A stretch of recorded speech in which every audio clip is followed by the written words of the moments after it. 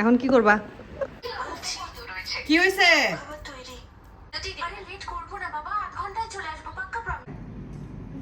কে তুমি? তো কি বলবো, মানে আমি আমার আসলে বলার কিছু নাই। আসসালামু আলাইকুম, কেমন আছেন সবাই? আমরা তো আলহামদুলিল্লাহ আল্লাহর রহমতে ভালো আছি। নতুন একটা ব্লগ আপনাদের সাথে শেয়ার করতেছি। তো এখানে দেখতে পাচ্ছেন আমি হলো করতেছি, সাবুদানার একটা ডেজার্ট বানাবো।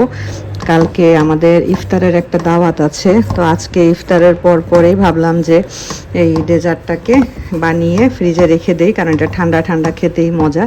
তো কালকে যে ইফতারের দাওয়াত আছে সেখানে নিয়ে যাব আর কি।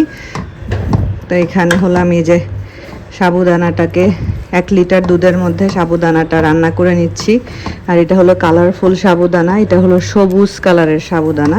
এটা আমার মনে হয় যে রান্না হয়ে গেছে, কারণ সাবুগুলো এই যে সুন্দর গ্লাসের মতো হয়ে গেছে। গ্লাসের মতো যখন হয়ে যাবে তখন বুঝতে হবে যে সাবু হয়ে গেছে, মানে ট্রান্সপারেন্ট লাগতেছে আর কি সাবুটাকে দেখতে। তো হয়ে গেছে, এটা আমি এখন চুলাটা বন্ধ করে দিব। এটা ঠান্ডা হলে তারপরে আমি এটা একটা পাত্রে ঢেলে নর্মালে রেখে দিব। তারপরে যা যা অ্যাড করার সেগুলো কালকে যখন আমি দাওয়াতে যাব তার আগে দিয়ে ইনশাল্লাহ অ্যাড করব। আর আজকে তো আমরা বাহিরে ইফতার করেছি, মসজিদে ইফতার করেছি, সেটার ব্লগ আপনাদের সাথে শেয়ার করেছি। আপনারা গত ব্লগটা যারা দেখেছেন তারা জানেন। এই জন্য আজকে আমার ইফতারের কোনো ঝামেলা ছিল না। তো ঠিক আছে, এটা মানে হয়ে গেছে, বন্ধ করে দিচ্ছি, ঠান্ডা হোক। শেষ নামাজ আর রেখে দাও, হাম্মু দাঁড়াবো। এখন কি করবা? ঘুমাই যাবে না? ঘুমাইতে চাও না? তাবিবের কি খবর? তাবিব চলো ঘুমাই যাও, তাবিবের ঘুম পাড়াই দেই। তো গতকালকে আসলে আর ভিডিওটা কন্টিনিউ করা হয়নি। এই যে এটা হলো আমরা ইফতারের দাওয়াতে যাব। তো এটা হলো ইফতারের আগ দিয়ে, মানে দাওয়াতে যাওয়ার আগ দিয়ে আমি গতকালকে যে সাবুদানাটা রান্না করে রেখেছিলাম সেটা তো ফ্রিজে রেখে দিয়েছিলাম। ওইটা দেখেন একটু ঠিক হয়ে গেছে। এখানে আমি আপেল কুচি করে নিয়েছি, তরমুজ নিয়েছি, কাজু বাদাম কুচি করে নিয়েছি, খেজুর বিচিটা ফেলে দিয়ে ছোট ছোট করে কেটে নিয়েছি। আর এটা একটা জেলি, এটা যদি থাকে দিতেও পারেন, না থাকলে নাও দিতে পারেন, কোনো সমস্যা নেই। জাস্ট ফ্রুটসগুলো দিলেই হবে। আর অল্প একটু দুধ অ্যাড করলাম, কারণ মনে হচ্ছে যে একটু বেশি ঠিক হয়ে গেছে। এটা আসলে আপনারা দেখে বুঝে শুনে অ্যাড করবেন দুধটা। আর অল্প সামান্য একটু দিয়ে দিলাম রুয়াবজা, এটা জাস্ট শুধু কালারের জন্য দিয়েছি। এখানে তো কোনো প্রকার কোনো চিনি দেওয়া হয়নি। এই তরমুজের মিষ্টি আর হলো খেজুরের মিষ্টিটাই এখানে মিষ্টির ব্যালেন্স করবে। তো এই যে দাওয়াতে নিয়ে যাওয়ার জন্য বক্সে নিয়ে নিয়েছি। আর কলা ছিল বাসায়, তো ভাবলাম উপর থেকে একটু কলাটা কেটে দিয়ে দেই। কলাটাও দেওয়ার চেষ্টা করবেন। আসলে এটা খুবই হেলদি একটা ডেজার্ট, যেহেতু কোনো মিষ্টি এখানে যায় না। আর এটা যদি সব ফ্রুটস অ্যাড করে এটাকে যদি ঘন্টাখানিক আবার ফ্রিজে নর্মালে রেখে দেন, এটার যে মিষ্টি হবে মনেই হবে না যে এখানে কোনো প্রকার আপনি চিনি অ্যাড করেন নাই, কারণ এই ফ্রুটসের মিষ্টিগুলো সব এটাতে গিয়ে মিশবে আর খুব সুন্দর মিষ্টি হবে। আম্মুকে এটা বানাই খাওয়াইছিলাম, আম্মু মানে খুব খুশি হয়েছিল, বলতেছিল খুবই ভালো, তো কোনো রকম চিনি ছাড়া কি সুন্দর খাবার। তো এই যে রেডি হয়ে গেছি আজকে ইফতারের দাওয়াতে যাওয়ার জন্য। এবার রমজানের ফার্স্ট ইফতারের দাওয়াত। এদেরকে আজকে আর পাঞ্জাবি পরাই নাই, কারণ পাঞ্জাবি কোথায়, কালকেরটা ধুয়ে দিছি, কালকে যেটা পরে মসজিদে গেছিল সেটা ধুয়ে দেওয়া হয়েছে। আর বাকি পাঞ্জাবি কোথায় আছে খুঁজতে হবে। হ্যাঁ হ্যাঁ, আমি লাইক মিলিটারি ড্রেস পরতেছি। মিলিটারি ড্রেস পরছো? হ্যাঁ, সে আজকে একদম ক্যাপ ট্যাপ, এটা নতুন ক্যাপ তাদের জন্য কেনা হয়েছে, তারা ঈদে ঘুরতে যাবে ইনশাআল্লাহ, তখন পরে যাবে। বাবা ওই যে উপরের এই বোতামটা আটকায় নাও। আর আমি ওই যে সেই দুবাইয়ের বোরকাগুলো থেকে আর একটা বোরকা আজকে পরেছি, এই যে এটা এরকম আর কি। তো তোষানের বাবা অফিস থেকে আসলো, ওই যে তোষান মাথাটা আসছো, তোষান ঠোঁটে ভ্যাসলিন দাও, মাথা আসটাও। মা এটা কে? কে এটা? কে তুমি? তুমি তুমি দাঁড়াও দাঁড়াও, তুমি হ্যাঁ দাঁড়াও দাঁড়াও, তুমি দাঁড়াও, তুমি কে? চলো চলো, বাবা বের হয়ে গেল, চলো চলো চলো চলো চলো আমরা বের হই।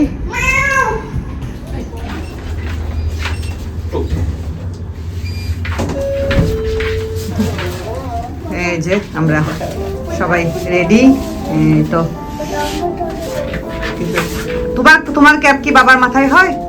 বলো, হয় বাবার মাথায় তোমার ক্যাপ? তাহলে ঠিক আছে, চলুন যাওয়া যাক। রাশেদা ভাবিরা মনে হয় অলরেডি বের হয়ে গেছে, আমরা বের হচ্ছি। তোষান এবার নিচের সেরুমটা খুললে তোষানের চুল কাটায় নিয়ে আসবো।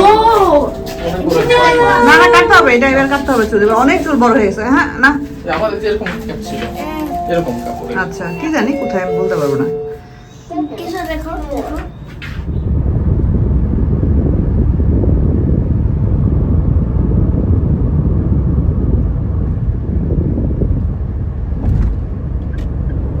ও বাবা, আপু তো আজকে ছোলা অন্যরকম ভাবে করছে, দেখা যায় ছোলার চাট করেছে। এই তো আপুর এখানে চলে আসছি, আপু ইফতারের বিশাল আয়োজন করছে, কাবলি ছোলার চাট করছে আপু। ও দারুণ, এটা খাইতে মজা হ্যাঁ, আছে। এটা খাইতে মজা আছে। তারপরে ফ্রুটস, এই যে আপুর হাতের এটা অনেক মজার, এটা খুলে দিতে হবে তো। আলুর চপ, এটা মনে হয় পেঁয়াজু। পেঁয়াজু মনে হয়, পেঁয়াজু এটা না, এটা পাকোড়া মনে হয়, পাকোড়া। এটা ভাবি আনছেন? হ্যাঁ, এটা আমি নিয়ে আসছি ভাবি। মহব্বতের শরবত, মহব্বতের শরবত না ভাবি, কাস্টার্ড। কাস্টার্ডও না, ঠিক ওই যে সাবুদানার ডেজার্ট আর কি, সব ফট ফুড, কোনো চিনি টিনি নাই। হ্যাঁ, কাস্টার্ড, মহব্বতের শরবত সব একই। হ্যাঁ, সব মিলায়, হ্যাঁ সব মিলায় মহব্বত কাস্টার্ড। অবশ্য কাস্টার্ড পাউডার দেই নাই, মানে কোনো চিনিও নাই, যা শুধু তরমুজ, হ্যাঁ খেজুর না, ইয়ে দিছি একটু রুয়াবজা দিছি ও আচ্ছা আচ্ছা, এইজন্য এলাকা কালারটা সুন্দর। কালারটা এরকম আসছে। আপু দুই রকমের ড্রিঙ্কস রাখছে। হ্যাঁ, দুই রকমের ড্রিঙ্কস। ইয়ে করছে মনে হয় আপু, কি জানি বলে এটারে, লাচ্ছি। লাচ্ছি লাচ্ছি। তারপরে ওই যে ওইটা মনে হয় ট্যাঙের শরবত মনে হয়। রায়ান একটু আসো তো বাবা। তো এই যে আমরা ইফতারির জন্য বসে পড়েছি, একটু পরে আজান দিয়ে দিবে। আর ওই যে তাবিব হলো শাহেদ ভাইয়ের কোলের মধ্যে গিয়ে শাহেদ ভাইয়ের সাথে গল্প করতেছে। তাবিবের আবার শাহেদ ভাই, রাফি ভাই, ওনাদের সাথে খুবই খাতির আর কি, বলতে গেলে বন্ধুর মতো খাতির। আর ওনারাও খুবই আদর করে, তো তাবিবও সেই আদরের ভাগটা সুন্দর করে নিজেই আদায় করে নিতে পারে। ওকে আসলে সবাই আলহামদুলিল্লাহ অনেক আদর করে, যারা আপু, রাশেদা ভাবি, সবাই ওকে আদর করে, কারণ মানে ও এমন এমন কাণ্ড করে যেগুলো আসলে আদর করার মতোই, মানে আদর আদায় করে নেয় আর কি। তো এই যে ইফতার শেষ করে আমরা বাসায় চলে এসেছি। এটা আমার মানে মেন ডোরের সামনে থেকে বাইরে সুন্দর চাঁদটা দেখা যাচ্ছে। আমাদের ইফতারের দাওয়াত ছিল, এবছরের প্রথম ইফতারের দাওয়াত। যারা আপুর বাসায়, আপু এবার তাড়াতাড়ি করে ফেলছে, কারণ গতবার আপুকে বলছে আপু তুমি পরে করো, এরপরে আপুর আর মানে দাওয়াত করা হয়নি। আপু তখন খাবার রান্না করে আমাদের সবার বাসায় পাঠাই দিছে। এই জন্য আপু এবার রোজার শুরুতেই ইফতারের আয়োজন করে ফেলছে। তা আমিও করব ইনশাআল্লাহ, তবে আমি এখন না, আমি একটু পরে করব। আমি এবার ইচ্ছা আছে যে আমি এবার লাস্টের দিকে গিয়ে ইনশাআল্লাহ করব আর কি ইফতারের আয়োজন, প্রথম দিকে না। আর এই মাস তো মোটামুটি শেষই, সামনের মাসে গিয়ে আমি হয়তো বা কোনো এক সময় লাস্টের দিকে গিয়ে ইনশাআল্লাহ আয়োজন করব। তো ভাল লাগলো, আপু অনেক কিছুর আয়োজন করছিল, আবার বিরিয়ানি রান্না করছিল, সে ডিমের কোরমা করছিল, তারপরে হালিম করছিল। ওইগুলো আমরা কিছুই খাইতে পারি নাই, কারণ ইফতারের পরে আসলে আর ওগুলো খাওয়ার মতো জায়গা থাকে না। তো আপু আবার ওইগুলো বক্সে করে আমাদেরকে, রাশেদা ভাবিদেরকে দিয়ে দিছে। ভালো একটা সময় কাটাইছি।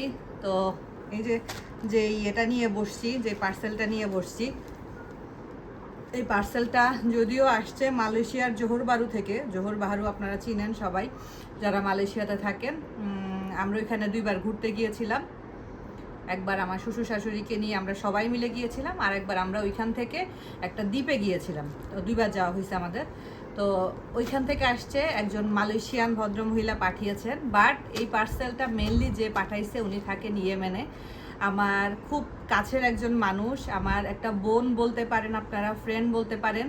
যদিও আপু আমাদের ভিডিও দেখতো, আমার ভাইয়া ভাবি যখন সিলেট গিয়েছিল তখন আপুদের বাসায় গিয়েছিল। আপু হলো ও ভাইয়া ভাবিকে চিনে, তারপরে আমার সাথে আপু সব সময় কথা হয়, সব সময় আপু আমার খোঁজ খবর নেয়। তো আপু হলো ইয়েমেনে থাকে। ইয়েমেনে ওই যে মালয়েশিয়ান ভদ্রমহিলা মানে ঝোরবারু থেকে আমার জন্য এই পার্সেলটা সেন্ড করেছেন, উনিও ইয়েমেনে ছিলেন। তো উনি হলো রিসেন্টলি মালয়েশিয়ায় চলে আসছে। তো উনি হলো আবার ওই আপুর ফ্রেন্ড। তো আপু ওনাকে জিজ্ঞেস করছে যে তুমি কি আমার কিছু জিনিস, আমার একটা ছোট বোন থাকে, ওর জন্য নিয়ে যাবা? তো উনি বলছে হ্যাঁ নিয়ে যাব, কোনো সমস্যা নেই। তো ওনার মাধ্যমে আপু আমার জন্য পাঠিয়েছে। তো পার্সেলটা আসছে অনেকক্ষণ, আমি এখনও খুলি নাই, ভাবছিলাম ইফতারির পরে খুলবো। আপু আমাকে বারবার বলতেছিল খুবই সামান্য জিনিস। আমি বলছি আপু এখানে যদি একটা কলমও থাকে তারপরেও আমি অনেক খুশি, কারণ এত দূর থেকে, কোথায় ইয়েমেন থেকে উনি পাঠাইছে, আবার যিনি নিয়ে আসছেন ওনারও তো একটা দেশ থেকে আর একটা দেশে উনি চলে আসতেছেন, ওনারও কত জিনিস থাকে, তারপরেও যে উনি আমার জন্য জিনিসটা নিয়ে আসছে, এটা আসলে সত্যি কথা মানে কি বলবো, আমি অনেক অনেক হ্যাপি হয়েছি আলহামদুলিল্লাহ। আমি জানি না ভিতরে কি আছে, আপু বারবার বলতেছে খুবই সামান্য একটা জিনিস, খুবই সামান্য একটা জিনিস, কিন্তু দেখে তো খুব সামান্য জিনিস মনে হচ্ছে না, এটা তো একটা তসবি। আর ইয়েমেন দেশটা তো খুব সুন্দর, আপু আমাকে মাঝে মধ্যে ছবি পাঠায় ওখানকার, আমার দেখে খুব ভালো লাগে। তসবির স্টাইলটা অন্যরকম, অন্যরকম স্টাইলের তসবি। ও সাইডে আবার এই যে মানে এরকম করে দেওয়া, এটার সাইডে আবার কয়েকটা পুঁতির মতো করে দেওয়া, আমি এরকম টাইপের তসবি কখনো দেখি নাই। আর এখানে কি আছে সেটা আমি একটা দেখি। ওরে আল্লাহ, এই যদি হয় সামান্য জিনিস তাহলে তো আমার আর কিছু বলার নাই। তা আমার তো খুবই পছন্দের জিনিস, খুবই খুবই পছন্দের জিনিস। এটা একটা আবায়া, ঘ্রাণটা দেখো,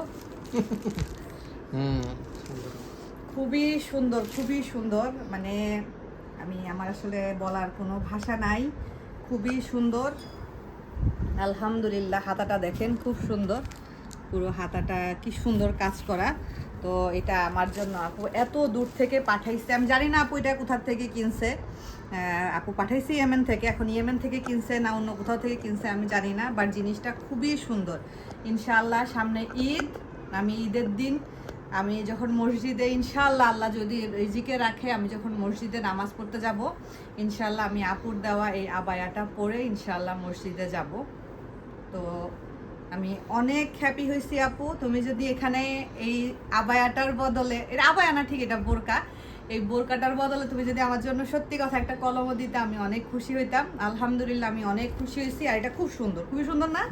খুবই সুন্দর, কাপড় কোয়ালিটি যে এত ভালো, খুবই সুন্দর, খুবই সুন্দর মাশাআল্লাহ। আর আমার একদম পারফেক্ট হবে মনে হচ্ছে, আমার কাটানো টাটানো কোনো কিছুই করা লাগবে না, একদম পারফেক্ট হবে মনে হচ্ছে।